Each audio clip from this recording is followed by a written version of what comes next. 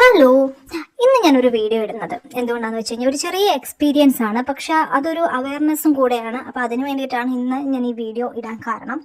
അതുകൊണ്ട് തന്നെ എനിക്ക് ഇതിനകത്ത് പറയാനുള്ള ഒരു കാര്യം എന്ന് വെച്ച് കഴിഞ്ഞാൽ നമ്മളെല്ലാവരും വെക്കേഷൻസ് ഒക്കെ ആഘോഷിക്കുകയും ഓരോ റിസോർട്ടാണെങ്കിലും ഓരോ സ്ഥലത്തൊക്കെ നമ്മൾ പോയി നിൽക്കാനൊക്കെ ആഗ്രഹിക്കും, കുട്ടികളുമായിട്ടൊക്കെ എൻജോയ് ചെയ്യാനൊക്കെ ആഗ്രഹിക്കുന്നവരായിരിക്കും. അപ്പോൾ ഇതുപോലെ തന്നെ ഞങ്ങൾക്കും ഒരു എക്സ്പീരിയൻസ് ഉണ്ടായി. ഞാനും വരുന്ന സമയത്ത് നമ്മളും ചെറിയൊരു ട്രിപ്പ് പ്ലാൻ ചെയ്തു. നമ്മളൊരു പ്രൈവറ്റ് ഒരു പ്ലേസിൽ നമ്മൾ റൂം എടുത്തു. ഫാമിലി ആയിട്ട് നമ്മൾ പോയി, കുട്ടികളുണ്ടായിരുന്നു. നമ്മൾ അവിടുത്തെ സ്വിമ്മിംഗ് പൂളിൽ യൂസ് ചെയ്തു. ഞാനും പൊതുവെ സ്വിമ്മിംഗ് പൂൾ യൂസ് ചെയ്യാത്ത ആളാണ്, പക്ഷേ അന്ന് അത് യൂസ് ചെയ്തു എന്നുള്ളതാണ്. നമ്മൾ നീന്തുന്നു, നമ്മൾ എൻജോയ് ചെയ്യുകയാണ് ചെയ്തത്.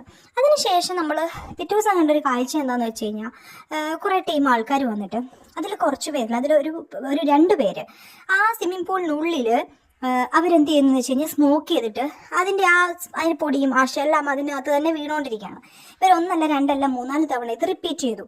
ഇത് നമുക്ക് നേരിട്ട് കാണേണ്ടി വന്നു.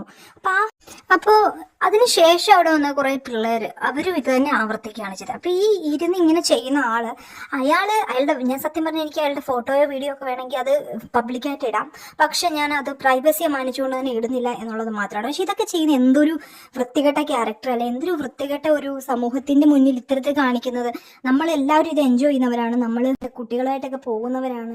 എനിക്ക് പറയാനുള്ളത് കുട്ടികളൊക്കെ ഉള്ളവർ അല്ലെങ്കിൽ ഇതുപോലൊക്കെ യാത്ര ചെയ്യുന്ന ആൾക്കാരോടാണ്, നിങ്ങൾ വളരെ കെയർഫുൾ ആയിരിക്കുക. നമ്മൾ ഉപയോഗിക്കുന്ന ഇല്ലെങ്കിൽ ഇതുപോലെ തന്നെ അത്രയും അധികം സ്ട്രിക്റ്റ് ആയിട്ടുള്ള സ്ഥലങ്ങൾ മാത്രം യൂസ് ചെയ്യുക. ഇങ്ങനത്തെ ഒരു കൺട്രോൾ ഇല്ലാതെ ഇത്തരത്തിലുള്ള കാര്യങ്ങൾക്കൊക്കെ അനുമതി കൊടുക്കുന്ന, അല്ലാതെ കണ്ടാലും മിണ്ടാത്ത കുറേ അങ്ങനത്തെ ഏരിയകളിൽ നമ്മൾ റൂം എടുക്കാതിരിക്കുക. ശരിക്കും ഞങ്ങളത് കണ്ടപ്പോൾ തന്നെ നമുക്ക് പ്രതികരിക്കണം, അല്ലെങ്കിൽ നമുക്കത് പറയണമെന്നുണ്ട്.